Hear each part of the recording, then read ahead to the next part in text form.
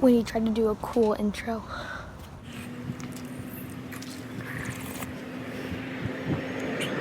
Dog. Dog. No crying, no crying. Mascara is on point today. Hi guys, it's Tabi. Welcome back to Wacky Wednesday with Tabi on the 4 Babes. So this week's theme is story time.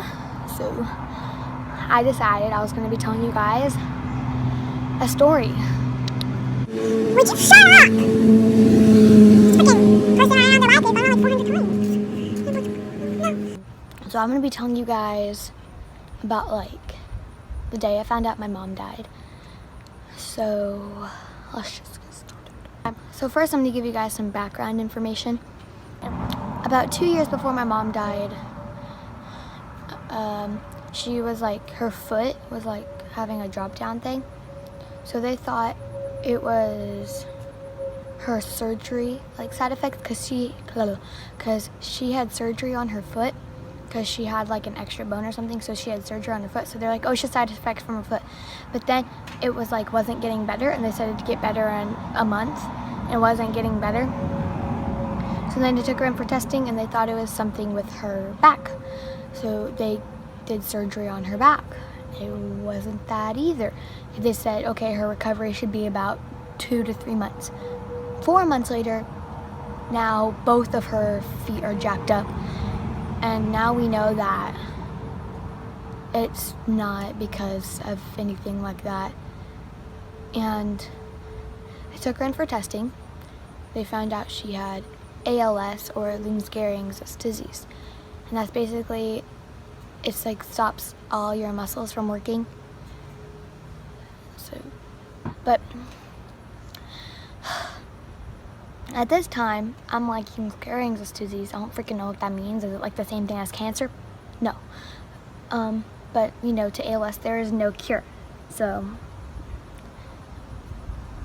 they said that she would either live for a really long time, but she would like be in pain the whole time, or she would just have 2 to 3 more years left.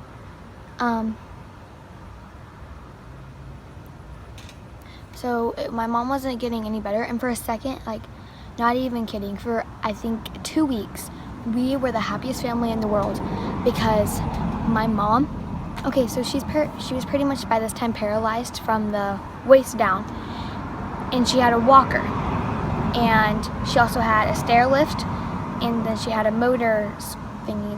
Used her scooter to get around the house, but then she didn't have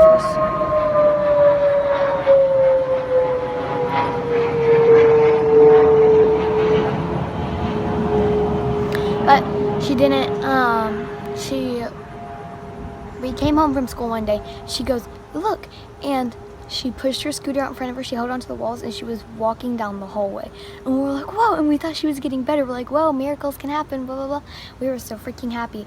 And then, like a week, then like a week later, it was just downhill. Then it started going up to like right here. And then her hands and her fingers became paralyzed. She couldn't move her shoulders very well. And then it just kept getting worse and worse. So now by this time, she's paralyzed from her neck down. And so now whenever she had to go to the bathroom, my dad would have to pick her up on her shoulders, carry her to the bathroom, sit down, and I would have to wipe her butt. And you guys are thinking, that's really gross, why would you do that? It's just we had to do it because, yeah, so. But now, it was getting worse to where we had to get her a breathing mask because a lung is a muscle, and her lungs were almost like they weren't doing very well. And she always continuously had to have this breathing mask on. Like, you'd have to try to understand her throughout her thing. But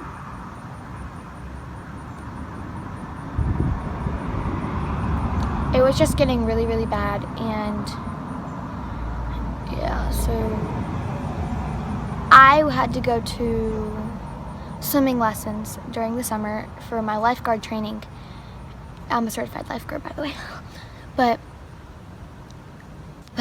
so I have swimming lessons were just lifeguard training for 2 weeks, and I had to go with my grandma because it was out in Derby, and so we had to go there. So I went and stayed with my grandma for 2 weeks, and she drove me to swimming lessons every morning. And then one day my dad got off work early, so we all went to lunch. I was with my dad, and my grandma just pretty much dropped me off. She didn't really, but I had both my sisters there and one of my mom's super good friends. And my mom was, I didn't suspect anything because my mom wasn't there, because she would have been like she couldn't really go anywhere. So, and my grandma, my great aunt, or not great aunt, my great aunt always was here with her at my house. So I was like, oh, okay, whatever. So it was both my sisters, one of my mom's really good friends, and her name was Shelly, and my dad. Well, we just got done eating, and then we went to the park, and we were playing around. Me and my sisters went on the seesaw, blah, blah, blah. But, all in all, it was really fun. So, and then all of a sudden, my dad goes, he's like, come here, I need to talk to you. I'm like, no, I want to go to the seesaw. He's like, let me talk to you real quick. And I'm like, no, I want to go play on the seesaw.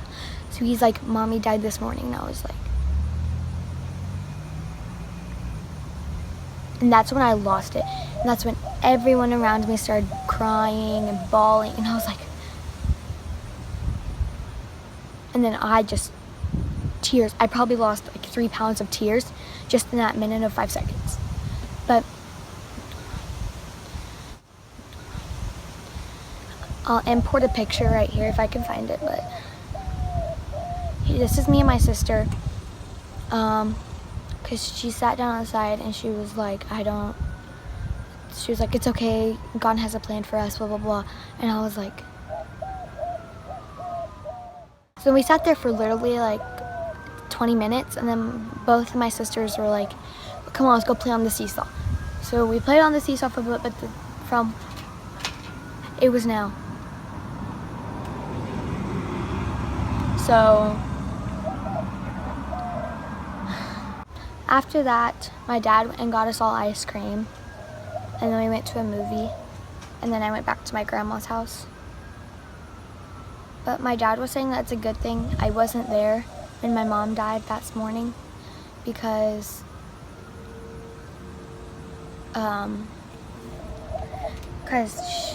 she looked terrible. Like she was pale, like as white as snow.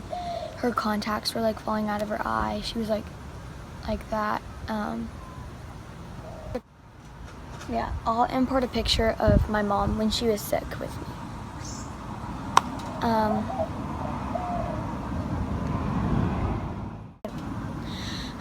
But we weren't allowed, or I wasn't allowed to see her at the funeral, because they didn't want me to see her like that. They wanted me to remember her as live and happy and laughing and all that jazz. So yeah, a lot of people say that she died of natural causes, or not natural causes, she died of ALS. And I will say that, but I'm not trying.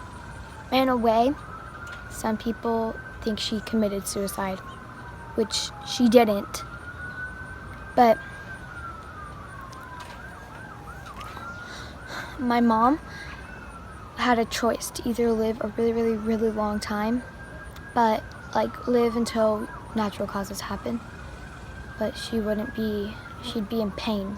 Like, by the time she died, she was paralyzed everywhere. Like, she was just laying on the ground, and she could just move her mouth, her eyes. And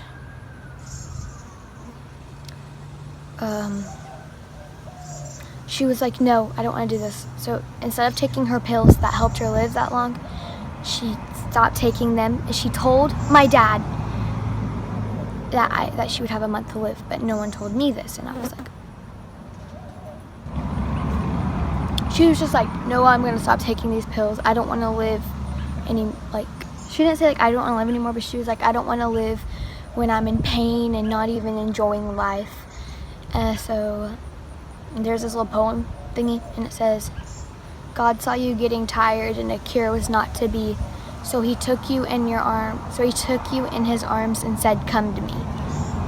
So that's what we say my mom and God planned. But yeah, she died 7/07/07/14, all multiples of 7. So she died July 7th, 2014, in the morning. But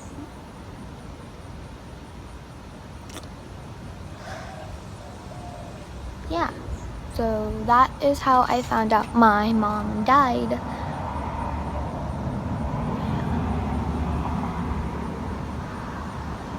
So thank you guys so much for watching.